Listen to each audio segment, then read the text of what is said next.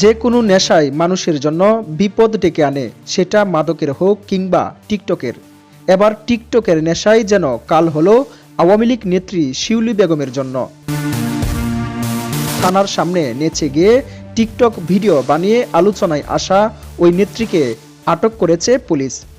থানার মূল ফটকের সামনে পুলিশ চোরের প্রেমে পড়েছে গানে টিকটক ভিডিও ধারণ করে ব্যাপক সমালোচনার মুখে পড়েছিলেন তিনি। গত 10ই ফেব্রুয়ারি রাতে নাটোরের বড়াই গ্রামের নিজ বাড়ি থেকে শিউলিকে গ্রেফতার করা হয়।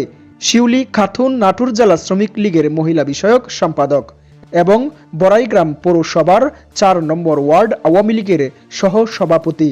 তিনি উপজেলা পরিষদ নির্বাচনে মহিলা ভাইস চেয়ারম্যান পদে ফুটবল মার্কা প্রতীকে নির্বাচন করে পরাজিত হয়েছিলেন।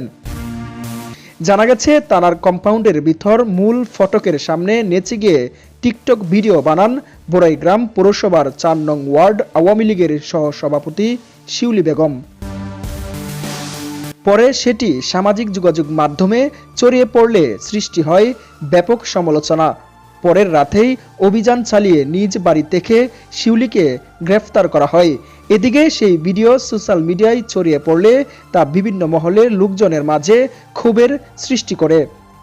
বড়াইগ্রাম থানা পুলিশের ভারপ্রাপ্ত কর্মকর্তা সিরাজুল ইসলাম সংবাদ মাধ্যমকে জানান, সকলের অগোচরে 17 সেকেন্ডের সেই ভিডিও ধারণ করা হয়েছে। সামাজিক যোগাযোগ মাধ্যমে ভিডিওটি ব্যাপক ভাইরাল হয়।